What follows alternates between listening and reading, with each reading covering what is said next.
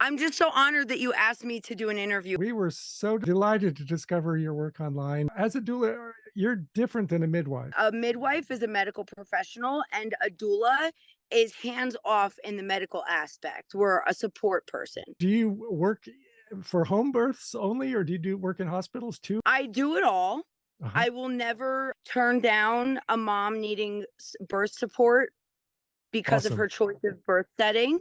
And sometimes they don't have the option of having a home birth for complications, or they're just not comfortable. I do primarily specialize in home birth. I also am a doula who attends unassisted births. So many of the home births that I attend, there is not a midwife there. The mom is just, taking control of her birth in her setting. And then I'm there just as physical support, moral support, emotional support. So there's not always a medical professional at every birth that I attend, but I will attend hospital birth. Secondary trauma is a very real thing. And I have been subjected to a lot of secondary trauma over the last decade. I have really developed a different level of advocacy. And I've noticed a lot of patterns in the medicalized birthing industry. But I do have, and I know you didn't ask this specifically, but I do have certain lines where, as a doula, I need to be able to 100% fully support my client in every choice that they make, every choice. So if they're choosing a C-section, I will support that. If they're choosing pain relief, I'll support that. Any interventions, as long as they're making informed decisions, I will support that. However, if a client is going to continue to choose circumcision after they've been educated, I will very politely and professionally refer them to a doula who can support them, because I will not support that. That's awesome. That's very, yeah, excellent. Yeah. That's the most professional thing. You don't want to participate in something that's just that you know better about. I mean, it's like Yeah. participating in a lynching. I mean, it's like, no, I'm not going to participate in a lynching. It's not, Yeah, it's, that's exactly what it's like. And yeah. thankfully, out of all these years, I've only had one client continue to choose that, and they didn't choose it right after birth. It happened like 2 weeks later, and I subsequently learned about it at our postpartum visit. I So, see. but other than that, everyone's been able to be, successfully educated and had their eyes opened in the prenatal period. So that way, when they did give birth, they decided to leave their baby whole. Awesome. Awesome. What good work you're doing. I just think, the boys that are born with your influence and your care and that have been protected because of your work, they'll never know, but you'll know that Thank you've you. done that. And Thank it's you. like that you can carry that for the rest in your heart for your whole life. That's my goal. That's my Yeah. goal. I just want, like, they're born perfect too. There's no, like, we wouldn't be circumcising our daughters. Why are we going to circumcise our sons? Yeah. And I mean, it might not be a popular opinion, but I am vehemently against circumcision for every. I mean, we both know the medical justifications are so rare where it's truly justified and honestly warranted for a medical reason. Any other reason for circumcision that's not a non-negotiable medical justification, which is, again, so rare. I'm against it all of Right. it. I mean, I respect everyone's freedom of religion, and I'm a Torah observant woman, and I have two intact sons. Yeah. Good Like, for you. there's no reason I would never. A lot of people are like, well, religion doesn't count. And again, I'm not everyone's cup of tea, and I'm very outspoken on even that aspect. And I just don't feel like it's ever justified. Yeah. And when you talk about freedom of religion, what about the boy's freedom of religion? He's got a right to choose his religion. That's the whole idea. Because Exactly. What if he grows up and he's like, oh, this is not the path that I want to take, yeah. you know? And if he And then for when they're some adults, they can choose that for themselves. exactly. Yeah, it's the only way. It's the only way. I mean, it's otherwise it's just abuse. And who Bodily wants to autonomy. Yeah. We can't have bodily autonomy for one group of people and not for every group of people. It's hypocritical. It makes no sense. Yep. Yep. It's like, yeah, it's human rights means if you're human, you get full human rights. I mean, okay, you're human, you Common qualify. sense. How simple is Common that? sense. Yeah. Yes. So you've been pointed out about informed consent, and the level of informing, um, you have to fill in the informing that's not being done by the medical profession. Yes. How does that feel? I mean, they should be doing that. It's frustrating. Honestly, Harry, it's frustrating. And it's frustrating to me because this is information that if someone was getting any other surgery, the doctor would be in, I mean, well, maybe not C-sections because they don't give informed consent with that either, but that's another topic. But if someone is getting a surgery, they're going to be given the risks, the benefits, and they're going to be informed of how their anatomy is going to change. That does not happen with circumcision. It's wild to me that the doctors that are performing this barbaric procedure are not informing parents of the absolute fact, and I have seen people argue this, but it's inarguable, the absolute fact of the loss of functions due to circumcision. They don't educate on the anatomy of the foreskin. They make it seem like it's no big deal, and they're not informing parents about the data that's out there that shows an increase in infections in intact males.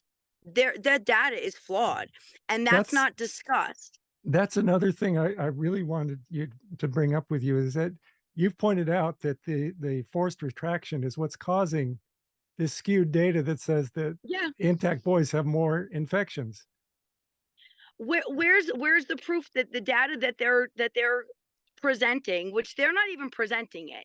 If you, I mean, we all know Dr. Google. You go on Google, and that's what you're going to come up with: a whole bunch of Mayo Clinic nonsense, Johns Hopkins nonsense. And where is the the the the evidence that the control group is having proper intact care?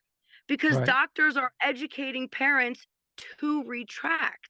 To So injure. They're telling doctors the are saying, parents yes, to injure their child. It's just, this is so corrupt. And we just have to keep pointing it out. The whole circumcision industry is just corrupt through and through. yes, And it just, there's no, you can't stop pointing it out. It just has to keep, we have to keep repeating that because it's hard for yep, people to, there's this thing called cognitive dissonance, as you know, that you tend not to accept an idea that's inconsistent with other ideas you already hold. We think of the medical profession as helping and healing people, and yet yep, the evidence on circumcision is that they are intentionally harming people and lying about exactly. it and failing to inform, and and and it's just, it's very, you have to keep repeating this because it's hard for people to wrap their head around something so wicked and It really corrupt. is. And the amount of, I mean, this is a topic that I share about pretty much more than anything on all of my social media accounts.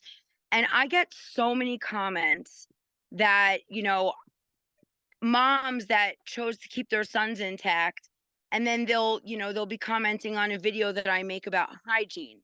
The doctor told me to pull the skin down, and my son's had continual infections for years, and I had to get him circumcised. I mean, the medical profession is causing the problems that we're seeing. And if people were properly educated, the thing is, the information is not, unless you go digging for it, and we all know the stuff that really matters gets buried. So unless you're digging for it, or you're looking on activism websites like your website, or like Your Whole Baby, or Saving Sons, you're not going to find the information that you need to be able to properly care for your child. That's So so then you sad. hear, it's so sad. And then a mom will talk to another mom who says, "Oh, I got my son circumcised and he was fine." They're always fine. My husband's circumcised, he's fine. You have nothing to compare it to. You can't make that decision. Yeah. Like, I mean, it seems extreme, but I'll always say, well, are we just going to cut our hands off at birth so we don't have to wash them? Makes no sense. Yeah, exactly. No. You have to, but even then, you have to keep pointing it out, Yep. repeating it over and over again. Finally, the light comes on. I mean, some people it comes on right away, but for most people, I've been indoctrinated to believe that circumcision is a good Yes. thing, and you just have to work at it. I'm sure you know. I mean, some of your clients Yeah. probably don't get it on the first take. They don't. They don't. And 99% of the time, it's I don't have that part. I'm going to let dad decide. Mhm. And it takes, I mean, just imagine being an American male who's been circumcised at birth, who almost everyone they know is circumcised. They've never had problems, or any problems that they do have, they've never attributed to their circumcision. They've had no idea.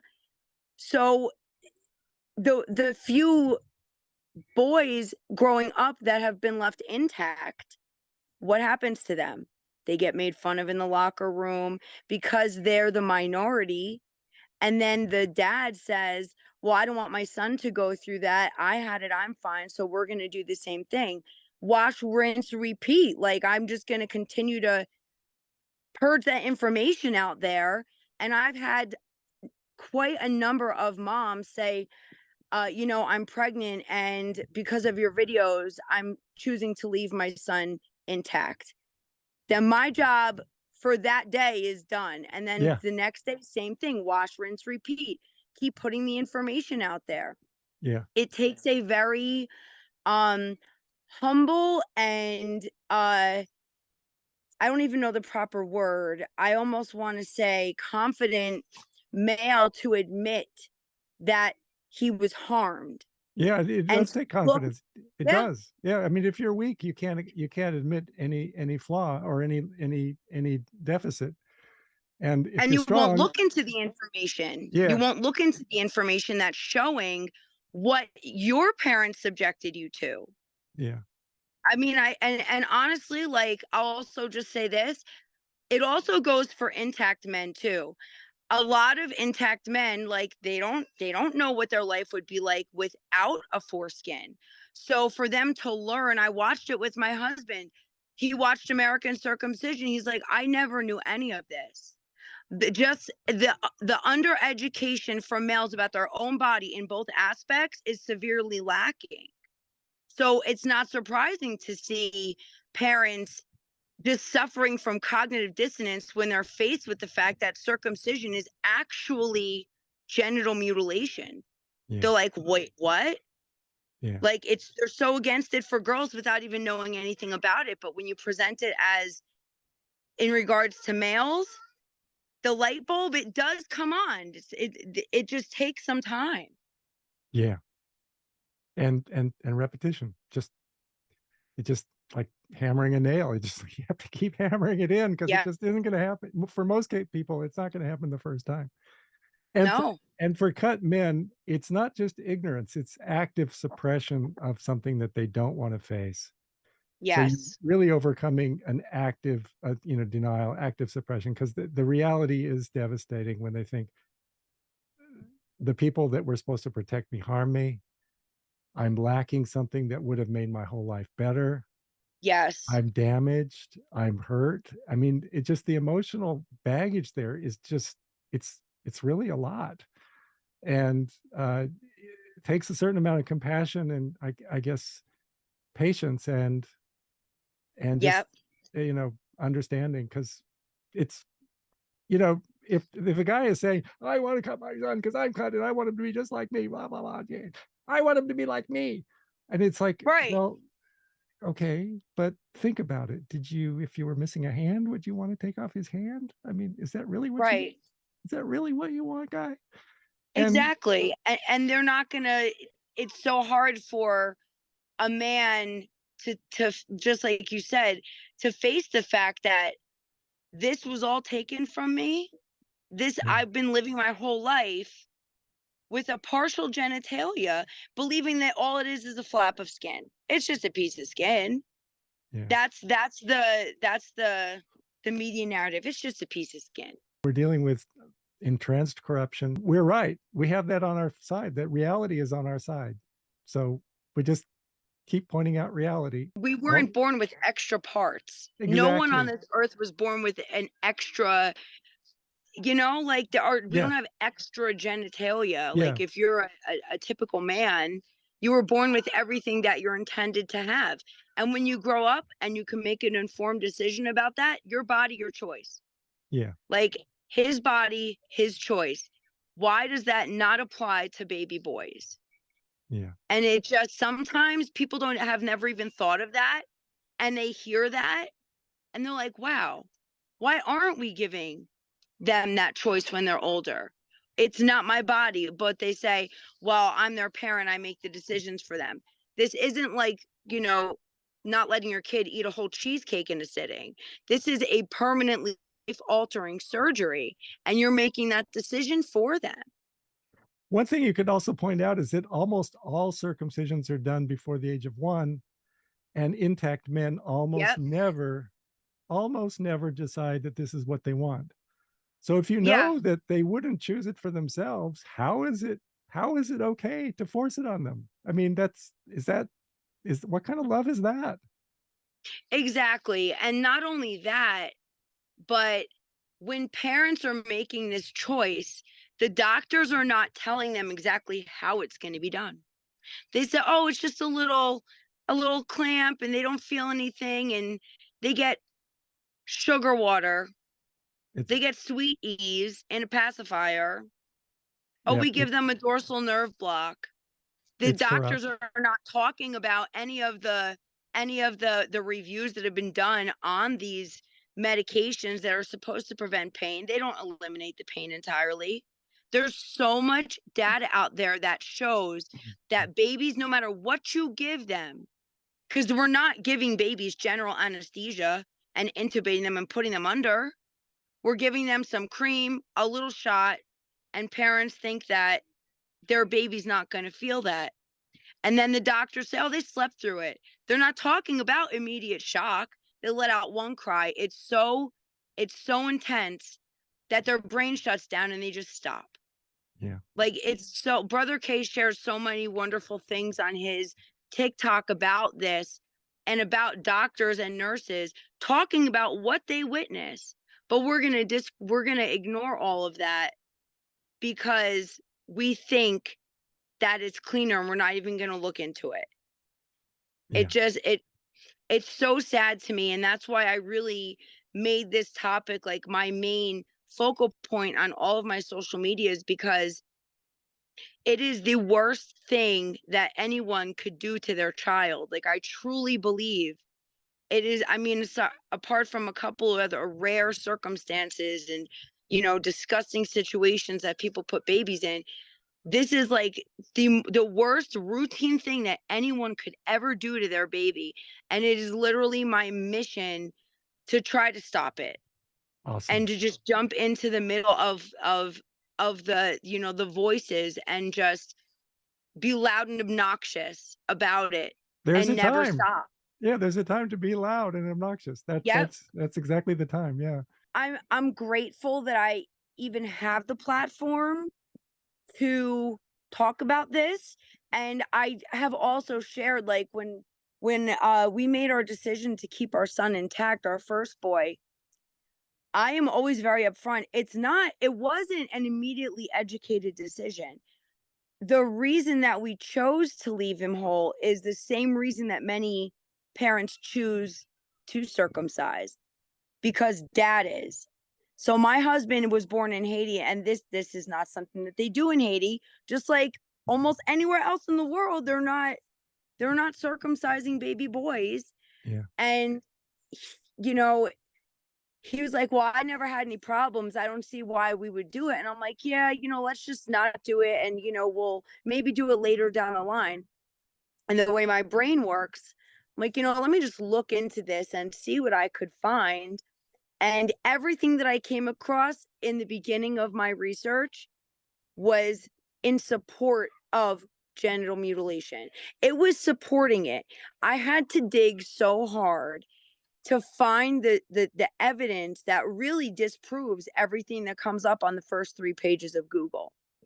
And when I came across, someone said to me, watch an infant circumcision procedure video on YouTube. And I was like, they have that on YouTube?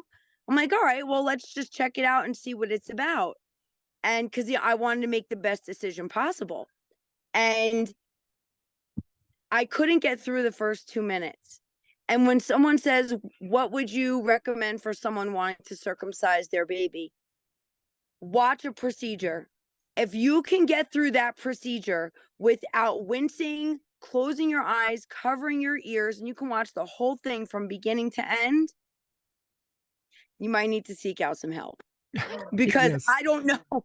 I don't Yeah. know one person. I've had people claim I watched it, it was fine. I Unbelievable. can't believe that. There's no Yeah. way. How There's could no human being on this planet that could watch that. Any sane, rational human being that would be able to watch that and get through it. That is always what I suggest. First and foremost, go watch that. If you're not Mhm. convinced at that point, well, then let's talk. We have other resources. But those procedure videos that they have posted on there are, in my opinion, the best tool to educate a parent, because they're not they're not doing this on sedated babies. You know, like you see the doctors shove the little pacifier, give a little shot, and those babies just they go right out. They pass out, and it's so obvious. It's Yeah. so obvious. It's heartbreaking to me, and that's why I do what I do, because when a son is born, a mom and a dad, the love that they feel, how are you going to go in there and change? Like, you're going to tell me your baby wasn't born absolutely perfect? You know that they were born perfect. So put your ego aside and say, you know what? I was going to make the wrong decision, and just leave them whole. It's so much easier to even care for an intact baby. You don't have to worry about creams and ointments and a baby bleeding out and a scab forming and cleaning feces off of a raw open wound. Yeah. It's I, just how they sold this to American people is just someday there'll you be a book know, about it. It's just shocking.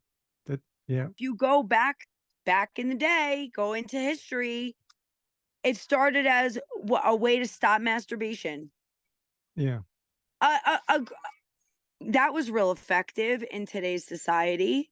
yeah, There's no reason to do it. yeah. Everything about it is just heartbreaking and sickening.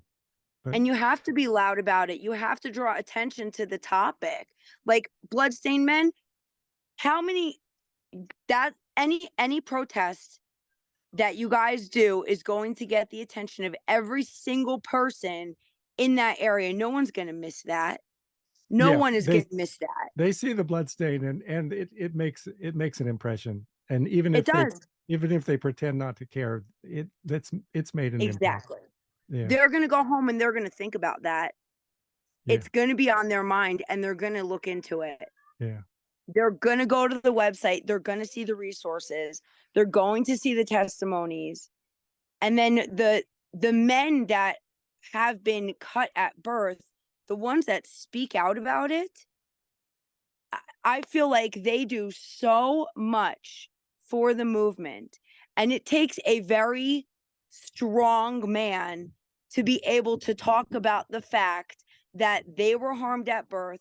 Their body has been you know, a lot of people don't like the term, but it's almost like you're purposely handicapping someone. Why are we doing this? yeah, Like, you're taking a fully functioning body part, you're removing function, so now it's dysfunctional, and people don't wanna talk about that. yeah, But that's what it needs to be brought to light.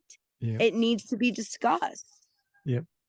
Well, you're doing such an awesome job, and you're right there at the point of decision where you can really influence young moms, and they really listen to other moms. Sometimes the bloodstained men can uh, make an impact, but moms really have a big impact. And so what you're doing is just Yeah. awesome, Victoria. I'm so grateful and honored that you asked me to do this interview. I really am. I've been following your activism for since my son was born. He's actually, today's his 9th birthday. Hey, And he I haven't had all that full discussion with him yet about what could have happened, but I feel like that's something my husband and I are definitely going to talk to him about one day when he can process that information. And your page is one of the first that I had come across awesome. that was showing the harms of circumcision. And I saw a video from a mom who I'm trying to remember how long ago it was posted, but her son's genitalia got shredded from a botched circumcision, and that stuck with me.